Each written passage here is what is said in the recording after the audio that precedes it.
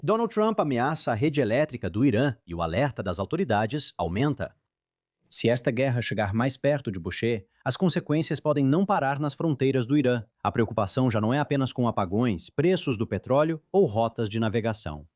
É sobre Bushehr, a única usina nuclear em funcionamento do Irã na costa do Golfo. E o que poderia acontecer se os combates se aproximarem demais de um reator ativo? A AIEA afirma que houve um ataque com projétil perto da usina em 4 de abril, que matou uma pessoa e danificou um prédio.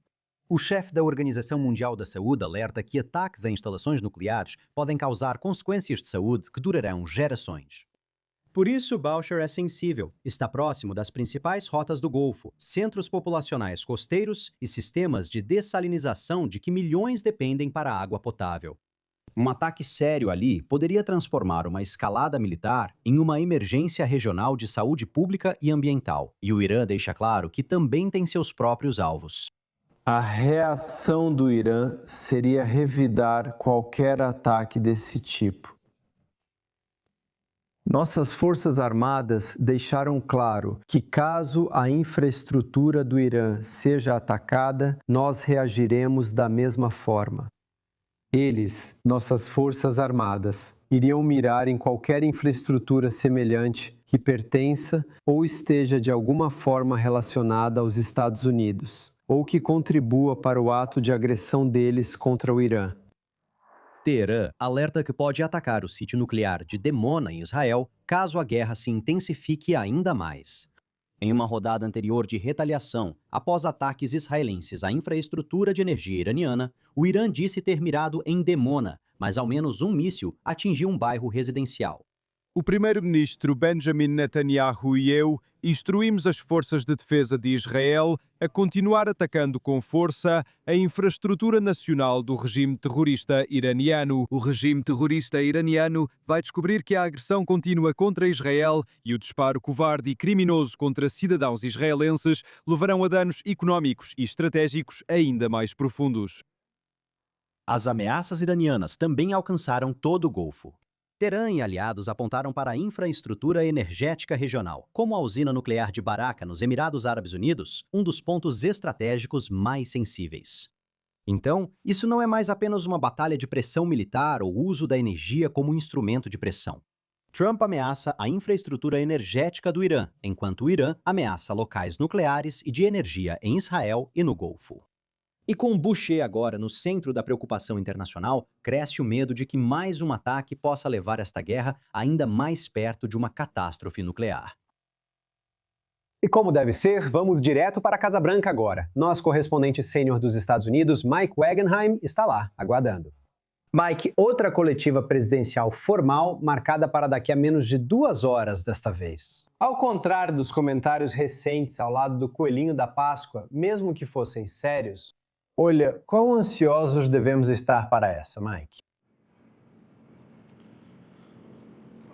Sabe, a gente acaba ficando um pouco insensível ao barulho constante e aos comentários que saem o tempo todo da Casa Branca. E Trump, para dar o devido crédito, é mais acessível do que qualquer outro presidente na história. Isso também traz consigo, sabe, aquela sensação de que sempre há algo a dizer, que ele sempre precisa comentar ou explicar alguma coisa. Com frequência, as mensagens são conflitantes e um comentário pode anular o que foi dito minutos antes. Então, desse ponto de vista, sim, estamos meio que na ponta da cadeira aqui, porque é guerra, é vida ou morte.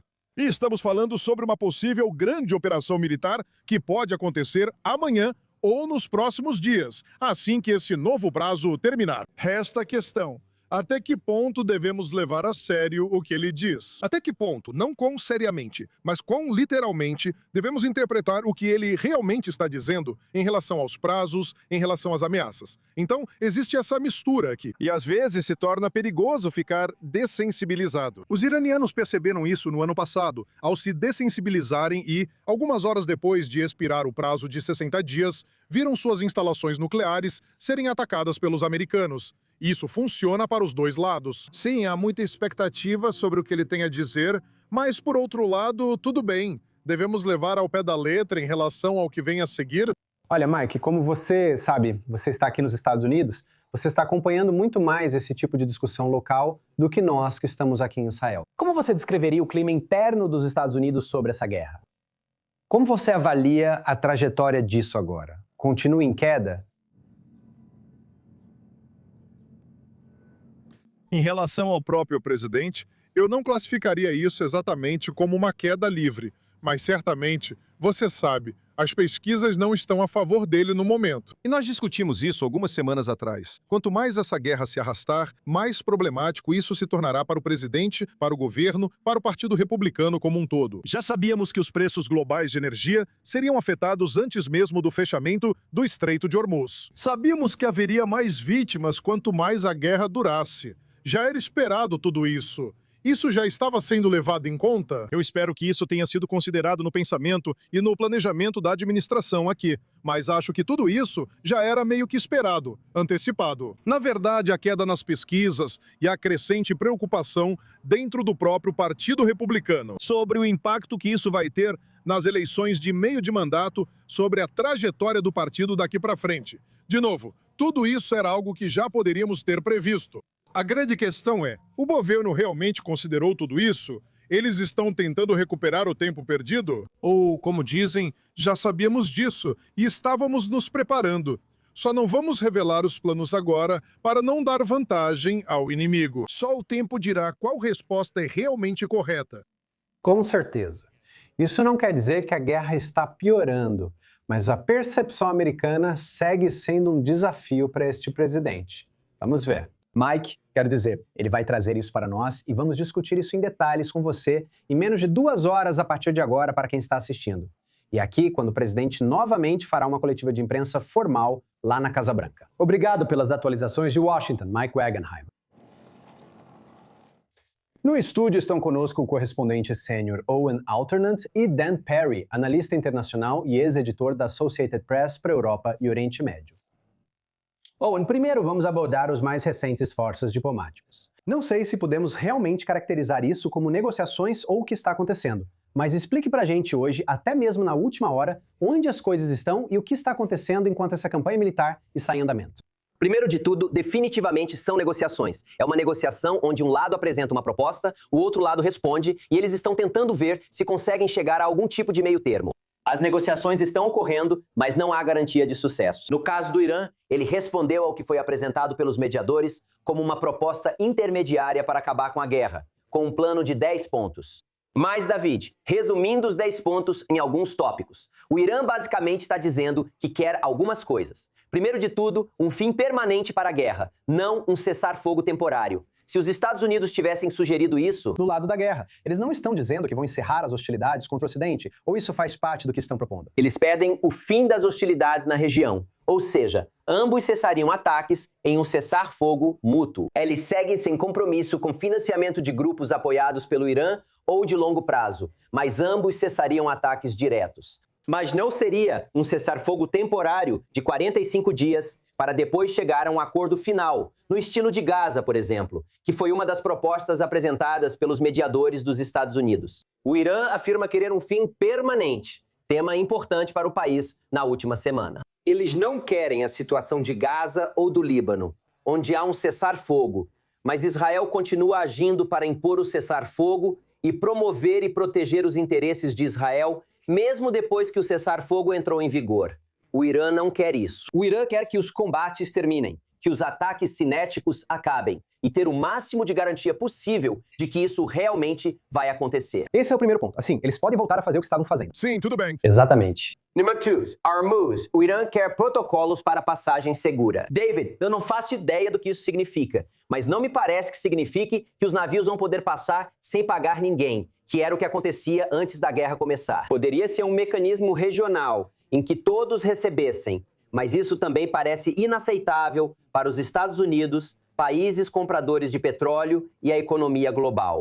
Como seria esse protocolo? Seria justo para Irã e estados do Golfo? Há muitas dúvidas sobre o significado e precisamos entender melhor a proposta iraniana. Isso deve ser inaceitável para os Estados Unidos. Mais 2 pontos. Reconstrução. O Irã, nas últimas 2 semanas, disse, David, parece absurdo, mas quer reparações. Isso está no acordo, assim como o fim das sanções. Basicamente, o que os Estados Unidos ganham? Algum tipo de reabertura parcial do Estreito de Hormuz. O que o Irã ganha? um cessar-fogo permanente, o fim das sanções e dinheiro para reparações.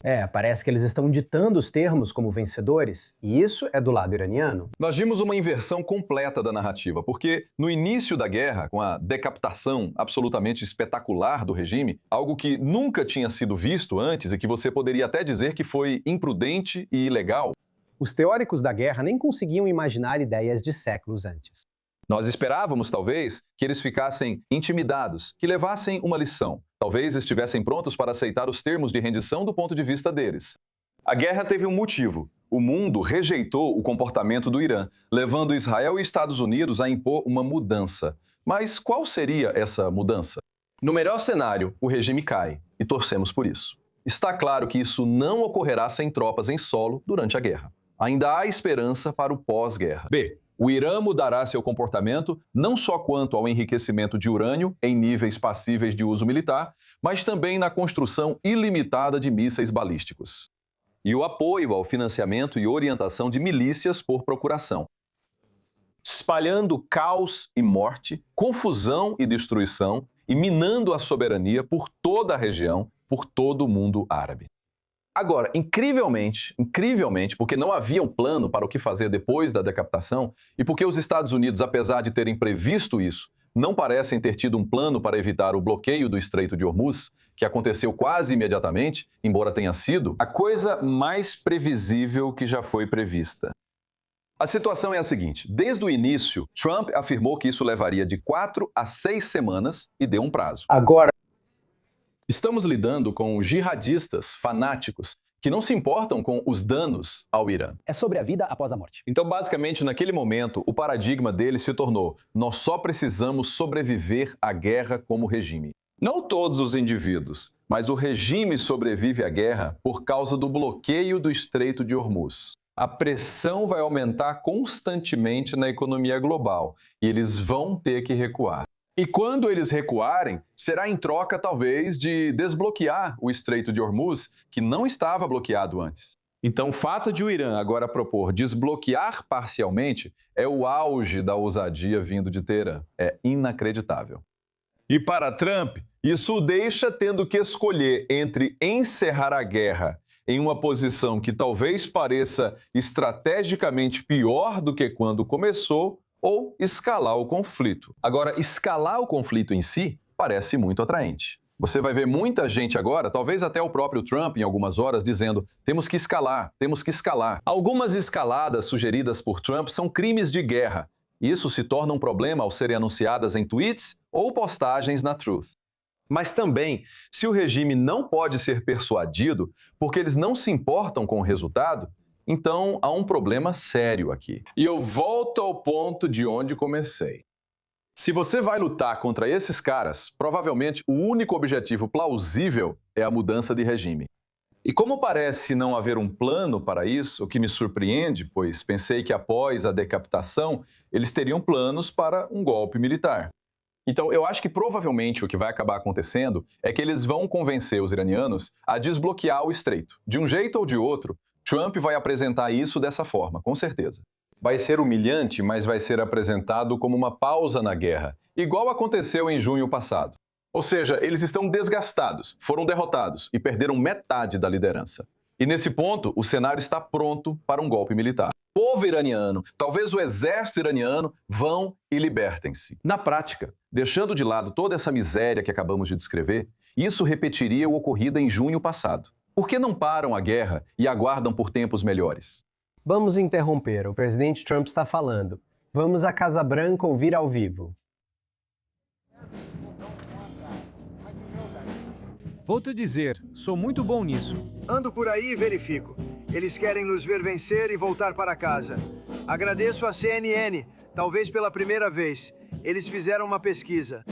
E todo mundo está dizendo: o Trump está perdendo o apoio do MAGA? Não, eu não estou perdendo o apoio do MAGA. O MAGA adora o que eu estou fazendo. E a CNN fez uma pesquisa com eleitores do MAGA. Uma grande pesquisa. Uma pesquisa muito importante, Harry. E ele continuou, disse: isso é incrível. 100% de apoio. Ele disse, nunca tinha tido 100% em pesquisa nenhuma antes.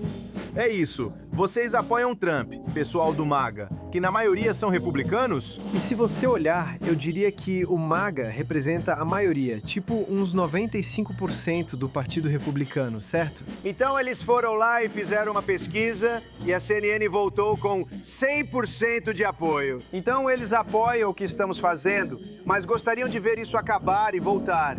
Mas lembre-se, guerras duram anos. Estamos lá há 34 dias e destruímos um país muito poderoso, em 34 dias. Se dependesse de mim, eu gostaria de ficar com o petróleo. Eu só não acho que o povo dos Estados Unidos realmente entenderia. Por que ainda estamos lá? Como isso é cuidar do povo iraniano se você só segue? De que lado você está? Com quem você está? Sim. Bem, esse é um grupo de lunáticos da esquerda radical, por assim dizer. Deixe-me apenas dizer, pergunta muito justa. O povo iraniano, quando não ouve bombas explodindo, fica chateado. Eles querem ouvir bombas porque querem ser livres. E o único motivo pelo qual eles não estão protestando, você sabe disso, é porque foram informados de que, se protestarem, como o lutador e seus amigos, se protestarem, serão imediatamente baleados.